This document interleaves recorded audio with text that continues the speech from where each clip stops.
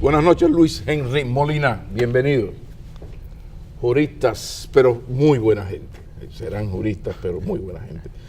Mis amigos, el tema ya yo lo he presentado y medio situado, la rabalización institucional del país que uno como ciudadano y periodista percibe, pero sería bueno iniciar pidiéndoles a ustedes la definición, ¿qué es un Estado de Derecho? Porque ahora hablamos mucho, porque entonces el respeto al Estado de Derecho y dale con el Estado de Derecho. Entonces, ¿qué es? O sea, sitúame el concepto. Estado de Derecho, Cristóbal Rodríguez. Bueno, gracias, Pablo. No, gracias a ustedes. Este programa es uno de los programas que uno a veces se queda como añorando que lo llamen para venir. Pero un habitué, sí. Mira, la idea de Estado de Derecho es una cosa muy simple en apariencia, o prima facie. Es un Estado gobernado por la ley.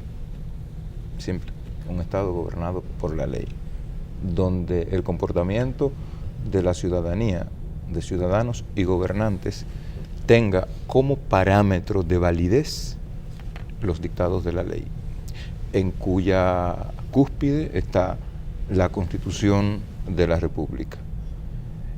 Eso no significa que no hayan infracciones a la ley. El Estado de Derecho prevé la posibilidad de la infracción a la ley.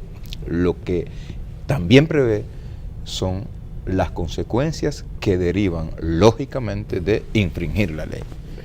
Entonces, esto es como las leyes que son la tabla mosaica de los 10 mandamientos. O sea, nadie le dice no mates, el que mata no incurre en pecado y va, se le cierra la puerta de acceso al paraíso. O sea, aquí no es que no se incurre en delito, es si incurres en delito o si violas la ley, hay esta consecuencia. Entonces, el Estado de Derecho es un régimen gobernado por la ley que debe ser obedecida incluso cuando se viola. ¿Por qué obedecida incluso cuando se viola? Porque cuando se viola, la violación a la ley supone la desautorización de la ley. Entonces, cuando alguien desautoriza la ley, tiene que intervenir alguien, que es el Ministerio Público, los organismos encargados de velar por la eficacia del Estado de Derecho para desautorizar la conducta que desautoriza la ley, es decir, para restituir la legalidad.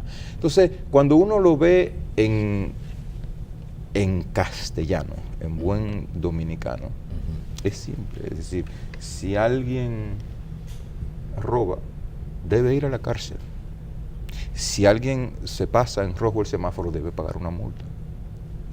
Pero no es que se la pongan, es que debe pagarla, porque conozco mucha gente que tiene la guantera de su vehículo llena de volantes de AMET con multas.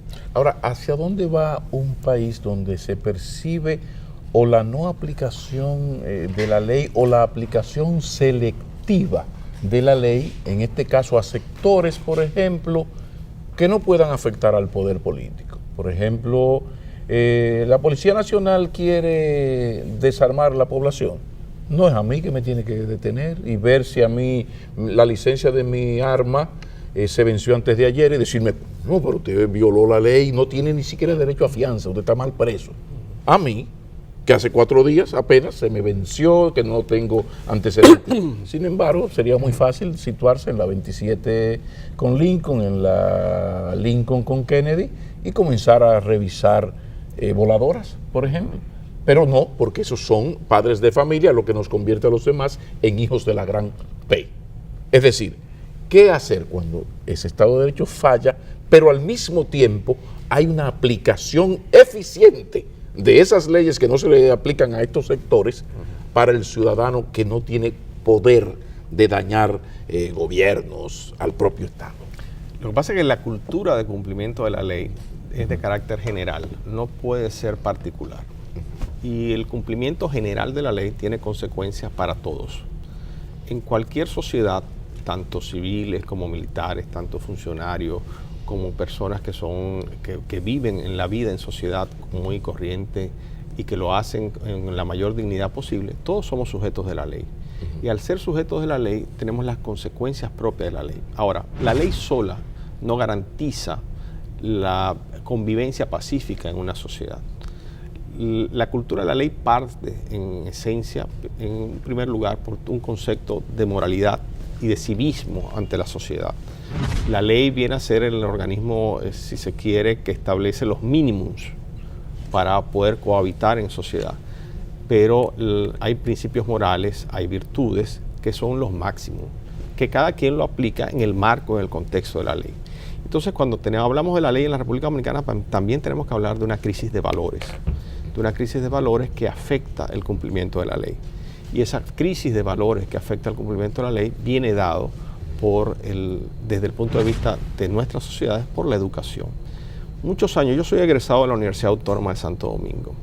Yo creía que la Universidad Autónoma de Santo Domingo era un reflejo de la sociedad, y yo estaba equivocado. La sociedad es un reflejo de la Universidad Autónoma de Santo Domingo, porque la mayor cantidad de profesionales de esta sociedad han egresado de la Universidad Autónoma de Santo Domingo. Entonces, cuando uno está en la educación, está en el proceso educativo, es tan importante el currículo expreso como el currículo oculto. Es tan importante que cuando yo llego a la universidad las sillas estén ordenadas, los baños estén limpios, el profesor llegue a tiempo. Eso me forma cívicamente en el cumplimiento de mis obligaciones. Pero si yo no tengo ese referente de civismo, ese referente de urbanidad en el diario vivir, si no lo tengo en mi escuela, y el 80% de la población viene de la escuela pública, por eso es tan importante la inversión que se está haciendo ahora en educación en la República Dominicana, porque va a ser una transformación no solo en la cotidianidad de la vida hoy en día, sino hacia el futuro de lo que puede ser la ciudadanía en la República Dominicana. Entonces, la complementariedad del cumplimiento de la ley con el tener valores que vienen dados desde la familia, valores que vienen dados desde la escuela, desde la agrupación en la cual usted pertenezca, ya sea religiosa o cívica. Todo este conglomerado es lo que hace posible que podamos vivir en un Estado de Derecho, que realmente se cumpla la ley y que las personas sean conscientes y formen parte de su cultura el cumplimiento de la ley. Sin embargo, al mismo tiempo que pasa esto, recuerden que durante la dictadura ahí sí que teníamos analfabetismo e ignorancia. Entonces parece que con la llegada de los esfuerzos democráticos, si es que ya le podemos llamar democracia a esto en que vivimos, en vez de democratizarse ese Estado de Derecho en cuanto al cumplimiento generalizado de las leyes, lo que ha habido es una democratización de la violación y se ha creado esta cultura. ¿Hasta qué punto hay un problema, dicen los intelectuales de estas cosas, los teóricos de estas cosas, como pendular? Entonces estamos en dictadura, en las dictaduras nada se mueve, solo una pequeñita élite hace y deshace, pero los otros por represión, por aplicación de la ley, están tranquilos. De repente luchamos contra eso, vamos a la democracia, pero se supone que en democracia no solamente hablamos de derechos, hablamos de deberes. Entonces, ¿hasta qué punto ese elemento ha aportado para la arrabalización, entre otros? Mira, la inquietud, la pregunta, tiene debajo, tiene un trasfondo que yo creo que es necesario penetrar a él, porque lo que está subyacente es una aparente dicotomía entre el autoritarismo o los regímenes dictatoriales como regímenes de orden donde se cumple la ley y las dificultades de las democracias para lograr lo que han logrado los regímenes dictatoriales. Y es un mito. Es un mito porque toda dictadura tiene como su principio de actuación por excelencia el desconocimiento de la ley y del derecho, en la medida en que la fuerza es el elemento legitimante de sus actuaciones, no el derecho. La fuerza, es decir, la antítesis del derecho. El régimen jurídico, el Estado de Derecho, es lo que se opone al estado de fuerza, al estado de naturaleza, al estado donde solo impera la ley del más fuerte, la ley del garrote.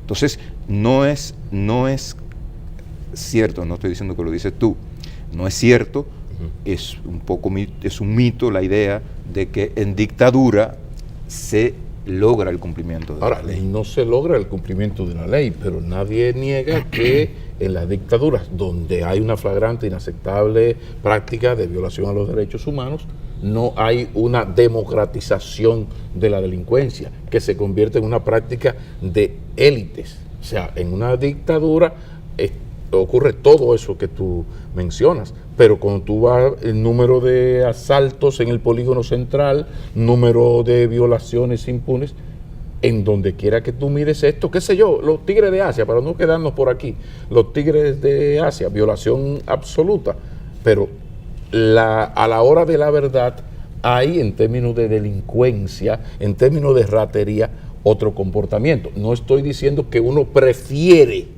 ese modelo, uno lo que prefiere es pero funcional. Sí. La inquietud de la gente es: estábamos contra la dictadura, queríamos democracia, ahora la tenemos y parecería como que no sabemos qué hacer con ella. Sí, pero No estoy haciendo apología de dictadura. no, te entiendo, pero ojo.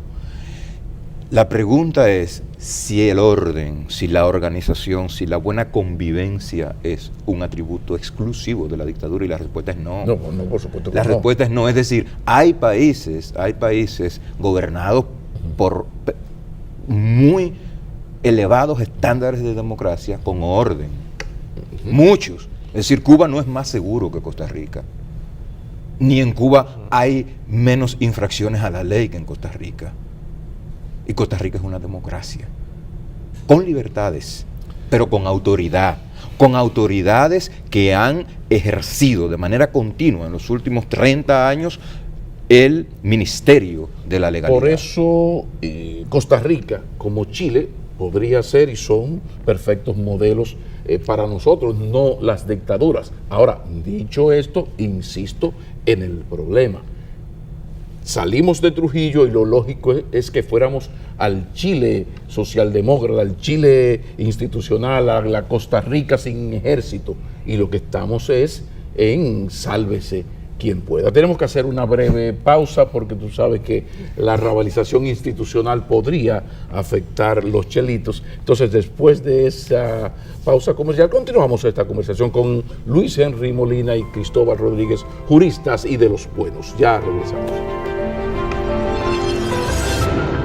Una de las grandes tragedias que tenemos los países de América Latina es que no hemos podido tener todo el desarrollo democrático en el sentido amplio de la palabra que deberíamos tener.